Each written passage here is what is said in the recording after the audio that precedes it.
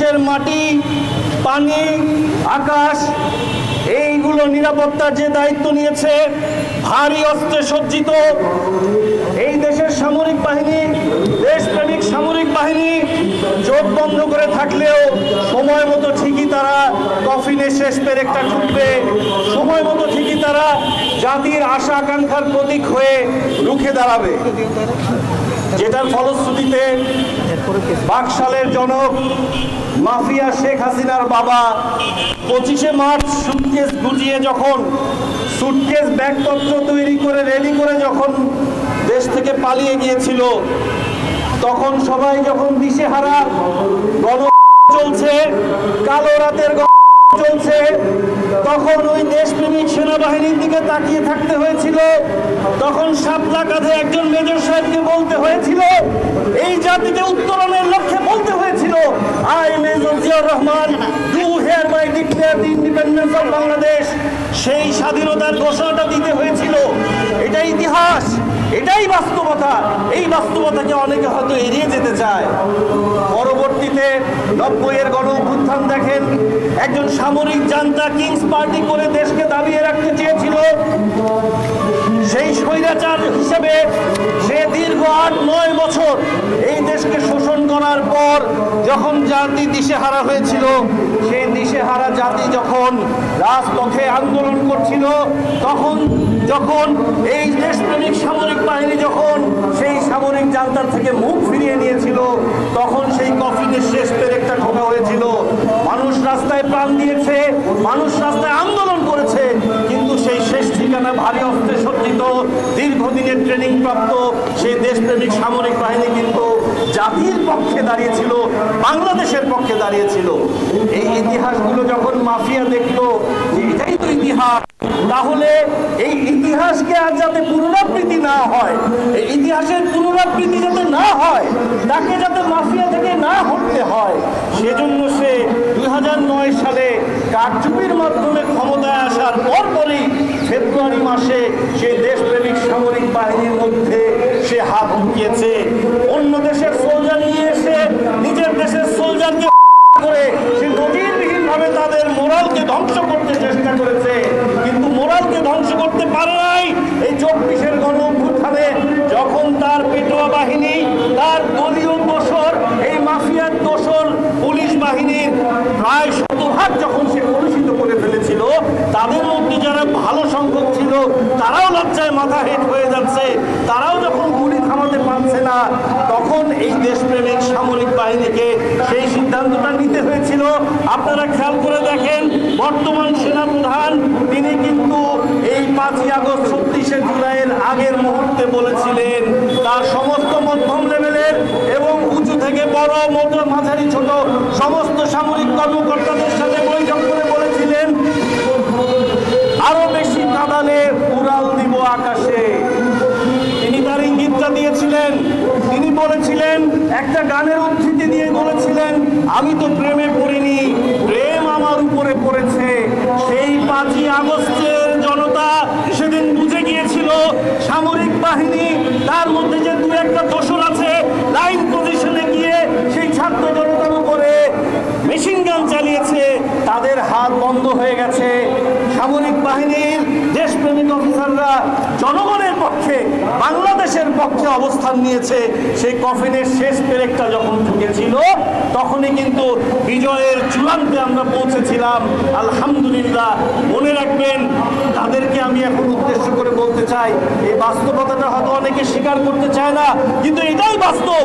আমরা ভেবেছিলাম যখন এই লজ্জিত পুলিশ বাহিনী, এই দোসর পুলিশ বাহিনী যখন পালিয়ে বেড়াচ্ছে, যখন জান নিয়ে পালাচ্ছে, সম্মান নিয়ে পালাচ্ছে, তখন আমরা রাস্তাঘাটে, অলিতে গলিতে ডাকাত থেকে বাঁচার জন্য সামাজিকভাবে পাহারা দিয়েছি।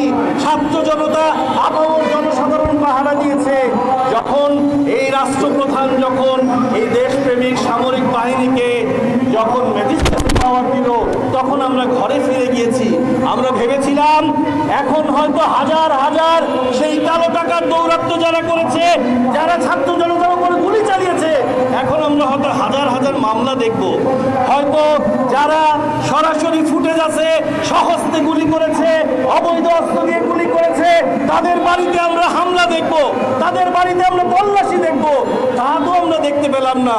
আমরা নিশ্চিন্ত হয়েছিলাম যখন ম্যাজিস্ট্রেসি পাওয়ার পেয়েছিল, তখন ভেবেছিলাম এই দোষরদেরকে ধরা হবে।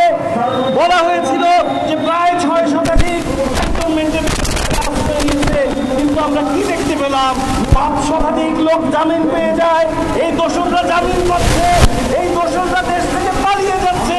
অথচ আমার ভাই শহীদুল ইসলাম বিচার বহির্ভূত হত্যার বিচারককে জবাব দিতে হবে, অবশ্যই জবাব দিতে হবে। প্রধান উপদেষ্টা ডক্টর মোহাম্মদ ইউনূস, আপনি নাকি আবারও নোবেলের পথে যাচ্ছেন। আপনি ওয়ার্ল্ড অফ 3 জিরোস এই থিওরি দিচ্ছেন। একটা জিরো কি জিরো পভার্টি, দ্বিতীয় জিরো কি জিরো নেট কার্বন এমিশন, তৃতীয় জিরো কি জিরো আনএমপ্লয়মেন্ট। আমি আপনাকে বলতে চাই আরেকটা জিরো যোগ করেন। আপনি তো হাত দিয়ে দেশ চালাচ্ছেন, আপনি তো নাকি অভিজ্ঞতা নাই দেশ চালানোর, হাত দিয়ে দেশ চালাচ্ছেন, সাক্ষাৎকার দেন। আপনাকে বলতে চাই আপনি যখন রাষ্ট্রপ্রধান হয়েছেন আপনি ওয়ার্ল্ড অফ 4 জিরোস করেন, আপনি চতুর্থ জিরো এটা যোগ করেন। আপনার তো অভিজ্ঞতা এখন হয়ে যাচ্ছে, দেখেন তো এটা পারেন কিনা। জিরো টলারেন্স টু ফ্যাসিজম, আবার কোন ফ্যাসিজম যাতে উঠতে না পারে, আমরা সেই ফ্যাসিজমের এখন ডাক শুনতে পাচ্ছি আপনাদের এই কর্মকাণ্ডে।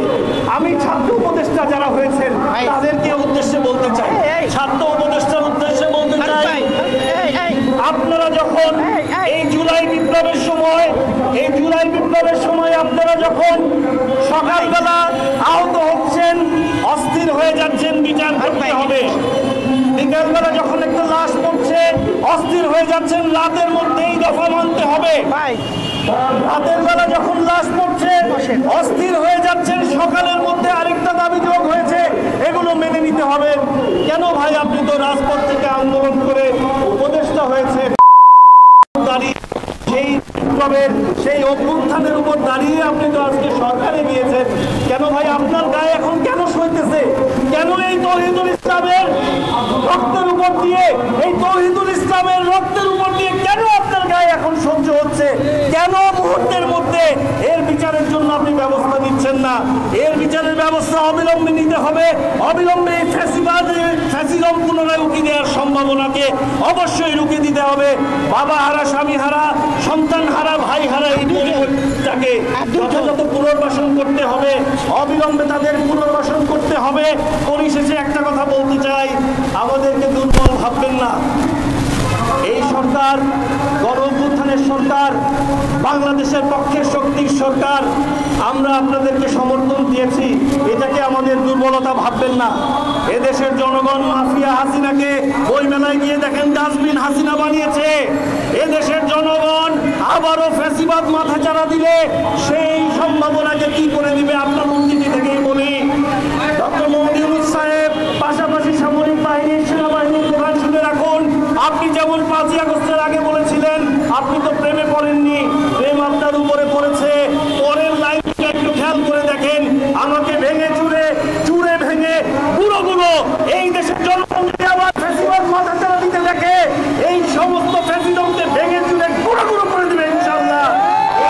আজকে আপনি হয়তো আনন্দে আছেন, আপনার হয়তো গায়ে সহ্য হচ্ছে এই বিচার দেরি হলেও, কিন্তু মনে রাখবেন জুলুমের শিকার মজলুম জননেত্রী দেশনেত্রী আপত্তি বেগম খালেদা জিয়া এই অন্ধকার পুকুরে জুলুম সহ্য করে থেকেছেন। তার ছোট ছেলেকে জুলুম করে সেই মজলুমকে অকালে মৃত্যুবরণ করতে হয়েছে। আগামী দিনের রাষ্ট্রনায়ক জনাব তারেক রহমান জানেন মজলুমের কি দুঃখ। এই দেশে আজ হোক কাল হোক নির্বাচন দিতেই হবে। প্রত্যেকটি জনগণ এতে কাফের মতো 3 দিন ধরে সেন্টারে বসে থেকে নিজের ভোট দিয়ে নিশ্চিত করে রেজাল্ট নিয়ে তারপর বাড়িতে ফিরবে। এই জুলুমের বিচার হবেই হবে ইনশাআল্লাহ। সবাইকে ধন্যবাদ। আসসালামু আলাইকুম ওয়া রাহমাতুল্লাহি ওয়া বারাকাতুহু।